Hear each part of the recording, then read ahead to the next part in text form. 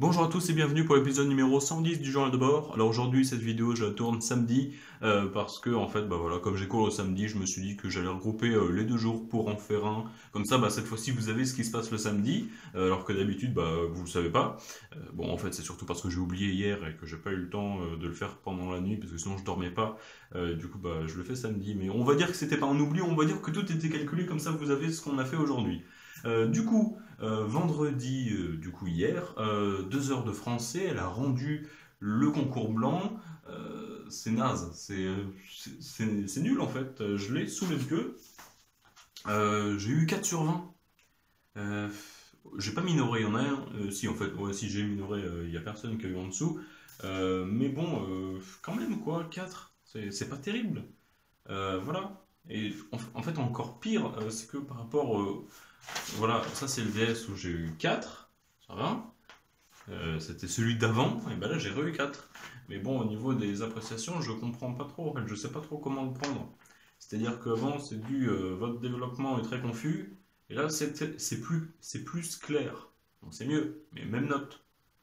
Il faut construire des paragraphes avec rigueur, c'est c'est mieux écrit qu'auparavant, donc c'est mieux. Et je comprends pas. Et les autres, les reproches, bah il y a dans les deux, genre voilà, l'analyse du sujet doit être plus précise, vous ne traitez pas le sujet, votre développement est très confus, tout ça, bah, ça j'ai dit, il faut reprendre la méthode, il faut revoir la démarche, donc ça c'est pareil, donc je sais pas. Donc les appréciations, ça a l'air d'être mieux, j'ai du progrès, bah au moins il est dit que c'est du progrès, c'est pas en mode moi je pense avoir fait du progrès, mais j'ai été noté moins bien, du coup je pense. Non, c'est.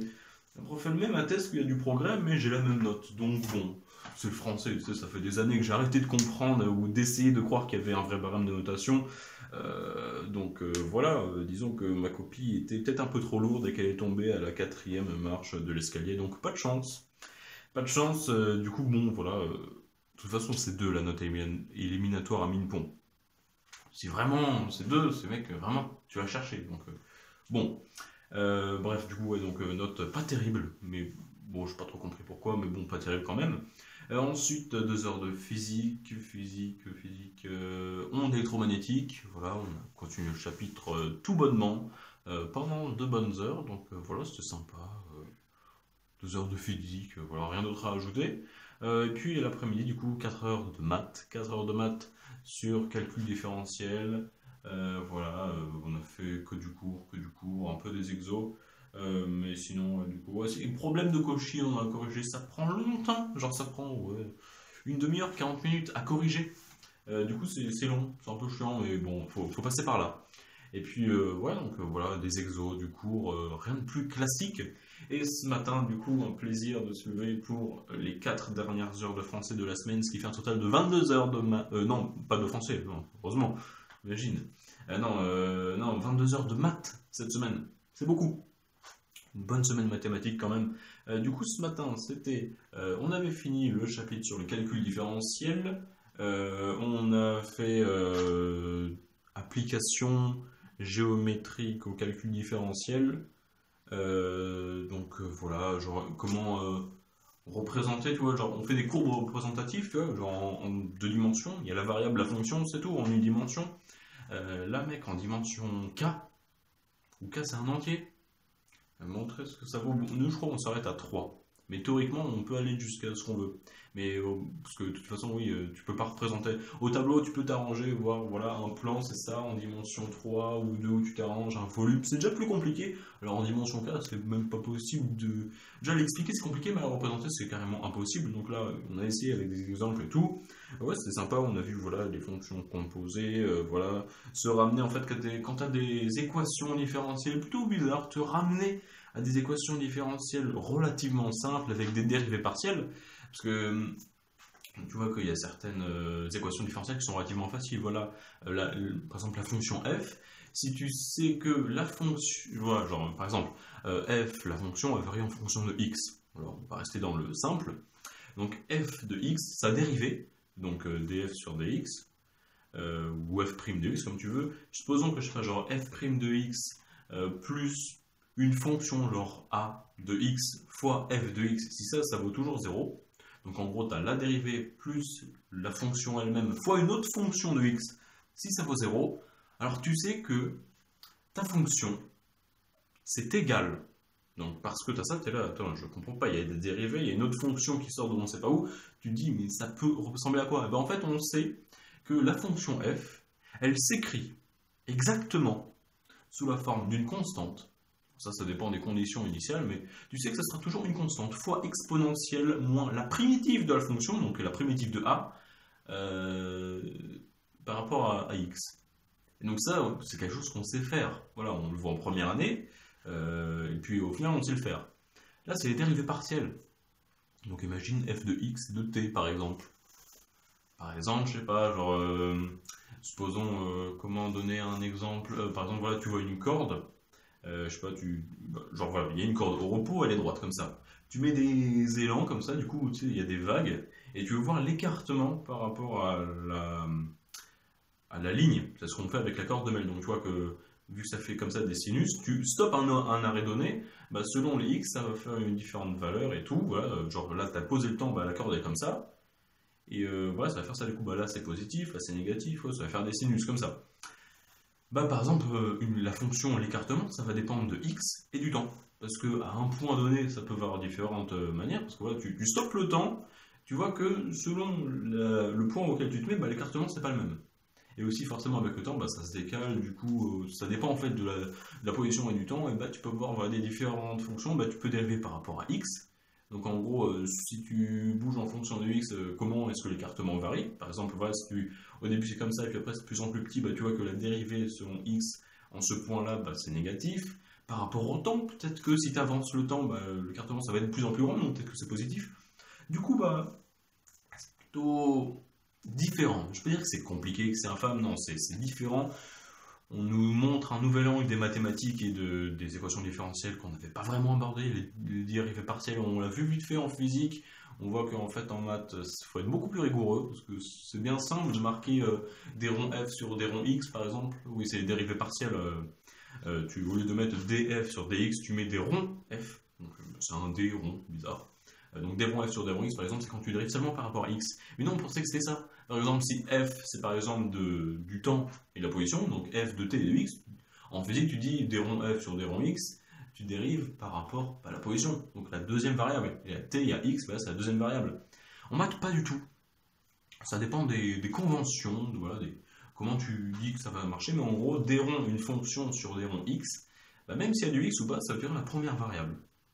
Donc si par exemple f c'est du temps et de la position, donc f de t et de x, bah, des ronds f de t et de x sur des ronds x, bah, tu vas dériver par rapport au temps et pas la position. Et donc ça peut poser quelques problèmes, voilà. Et parce que vite fait tu t'embrouilles. Du coup on arrête d'aller marquer des ronds x, des ronds t, des ronds y, non. Maintenant on marque des ronds x1, des ronds x2, des ronds x3 pour montrer la première variable, deuxième variable, troisième variable, etc. Donc voilà, on a vu ça ce matin, hein, je sais faire encore une fois. Donc voilà, c'était bien sympa, ça nous permet voilà, de traiter plusieurs problèmes différents. Et du coup, avec des composés, voilà, par exemple, on dit bah, f, ok, c'est ça, mais là, ça s'apparente pas du tout à ça. On sait que dans certains cas, on connaît la formule. Par exemple, voilà, dérivée seconde de f par rapport à une variable, si ça vaut 0, on sait que f est d'une certaine forme. Bah là, c'est un problème, t'as pas du tout ça. Tu dis, ok. F, je vais dire que c'est la composée de fonction. Je vais dire que f, en fait, c'est g d'une fonction. En gros, tu as x. Au lieu de faire f de juste la variable x, ou un couple, voilà, s'il y a plusieurs variables, genre xt, au lieu de faire juste f de xt, tu vas d'abord prendre x et t, tu vas mettre dans une fonction, genre phi par exemple. Donc phi de x et de t, ça donne, je sais pas, quelque chose d'autre. Un autre couple, ou un triplé, ou ce que tu veux. Tu vas en CV de base. Donc ça donne un autre truc, par exemple, je sais pas, x carré et y moins 2, par exemple. Et cette nouvelle variable, tu vas l'appliquer à g. Et donc on dit que c'est g de phi de x et t, par exemple. Donc on note g rond phi de x et t, par exemple. Et tu dis, voilà, f, c'est g rond phi, donc g, c'est f rond l'inverse de phi. Donc pour passer de x à phi de x, tu faisais ça comme calcul, bah t'es là, ok, bah du coup pour passer de là à là, tu fais ça comme autre calcul et c'est ce que tu marques phi moins 1 de x, donc tu marques c'est bijectif, du coup tu connais son inverse de la fonction, sa fonction réciproque, du coup voilà, t'as g c'est f rond x moins 1, enfin phi moins 1, tout ça, et tu t'arranges pour que l'équation aux dérivées partielles, parce qu'on a des formules, voilà, la règle de la chaîne, c'est par exemple, tu as une formule Tu dis, bah, cette fonction, je vais dériver par rapport à cette variable. Qu'est-ce que ça donne si c'est des fonctions composées? Bah, on sait l'exprimer. C'est plutôt. C'est pas compliqué, mais ouais, c'est différent de ce qu'on voit. Du coup, tu peux pas l'inventer, je veux dire. Et du coup, tu es là, ok, j'ai ma dérivée en fonction de f là, qui ressemble à rien à mon équation, je sais pas quoi en faire. Je sais quoi faire dans des cas faciles, mais c'est pas du tout facile, là, je sais pas. Tu dis, ok, f c'est une composée, machin, machin, tu t'arranges, tu es là, ok, donc tu réécris f comme g rond phi, comme on avait vu, et du coup, avec les dérivées partielles, la règle de la chaîne, tu arrives à faire sous une autre forme, tu remets, tu recomposes par je sais pas quoi, du coup, cette forme g rond phi, tu t'arranges pour qu'il y ait des trucs qui marchent bien, du coup, tu as une autre équation en fonction de g, et t'es là, ah, mais attends, mais celle-là, je sais. En fonction de f, c'était n'importe quoi, mais en fonction de g, j'ai changé. J'ai fait un changement de variable, changement de fonction inconnue, tout ça. Du coup, j'ai changé les variables avec phi. Et cette fois-ci, dans ce cas-là où j'ai changé les variables avant, bah là, je peux me ramener à un truc qui est plus facile. C'est les cas que je connais où c'est facile. Et du coup, je dis, ok, donc là, j'avais, je sais pas, genre dérivé de je sais pas quoi, ce que tu veux, une équation tordue. Tu te ramènes à un truc facile, t'es là, ok, donc g, il vaut ça. Du coup, tu as trouvé un truc G qui était facile, tu te ramènes d'un truc compliqué à un truc facile en changeant la variable. C'est ce qu'on fait par exemple dans les intégrales, quand tu sais pas intégrer, bah, tu changes la variable et des fois ça marche. Et du coup, tu trouves une expression de G, parce que c'est un cas facile que tu connais, et qu'il faut connaître. Et du coup, comme phi c'est G rond phi, non pardon, F, oui voilà, F c'est G rond phi, bah du coup tu connais G. Et tu appliques G rond phi, et là tu retrouves f. En gros, bah voilà, t'as un truc compliqué, t'es là, ok, compliqué, je mélange bidouche, tortillonne dans tous les sens, j'arrive, c'est à peu près un truc facile, sauf que c'est pas la même variable. Donc en gros, tu pars pas du même début, t'as changé, et là c'est facile. Et du coup, tu trouves le truc facile, là, et puis tu te ramènes, et du coup, tu passes un truc compliqué, un truc facile, enfin si on veut, parce que voilà, la merde dont j'ai expliqué, si t'as pas fait le cours, ça peut paraître compliqué. Plus que ça l'est, plus que ça n'en a l'air, enfin bref, ça peut paraître compliqué, mais au final, voilà, ça se fait. Et puis voilà, du coup, voilà, c'était les 2 jours, donc voilà, du coup, en termes des concours blancs, du coup, on a eu, donc comme j'avais dit, l'épisode 109, on avait eu physique, on avait eu chimie. Excusez-moi, je ne comprends pas. Mais tais-toi en fait. Ok. Google qui pète un câble. Du coup, j'avais dit, ouais, on a eu physique, on a eu chimie, on a eu anglais, du coup on a eu français aujourd'hui, il nous reste quoi? Il nous reste SI, il nous reste info, il nous reste maths. 3 notes avant le concours blanc, avant de savoir ce que ça aurait donné si on avait passé le concours Minpon. Du coup voilà, bon indicatif, et du coup je vous tiendrai au courant au fur et à mesure que j'aurai les notes, mais pour l'instant je n'ai absolument rien. Donc voilà, sur ce, voilà, bonne semaine, beaucoup travaillé. Cette semaine, enfin cet après en plus, je suis allé à la BU, je suis fier de moi, j'ai travaillé. Au lieu de rien faire le samedi, bah, cette fois-ci j'ai bossé. Donc j'ai bossé le cours de conversion de puissance, parce que semaine prochaine, du coup, petite transition sur ce qui se passe la semaine prochaine. Lundi, colle d'ESI de 18 à 19, un plaisir, on finit tard. Yes, j'adore finir tard à 19h, vraiment. Si je pouvais faire que ça, ce serait trop génial. Non, pas du tout, s'il vous plaît. Arrêtez, c'est chiant, finir à 19h. Du coup, lundi, 19h, donc 18 à 19, colle d'ESI sur les correcteurs, donc apprendre le cours sur les correcteurs. Qui plus est que jeudi, on a un terreau de cours sur les correcteurs, donc il va falloir, si je bosse tout pour la colle de lundi, bah, j'aurais bossé pour l'interro de cours, du coup, bah, c'est doublement payant.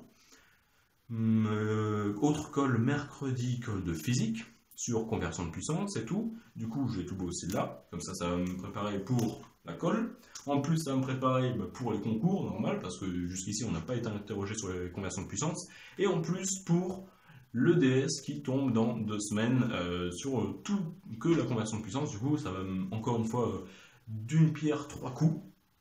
Et ensuite, jeudi, colle d'anglais. Donc voilà, il va falloir parler anglais. English, you know. Yeah, that kind of stuff, yes, very good. Ok, donc voilà, donc là c'était. Là par contre, j'ai rien d'autre à dire. Donc la journée est finie, hier aussi c'est fini, du coup, par extension.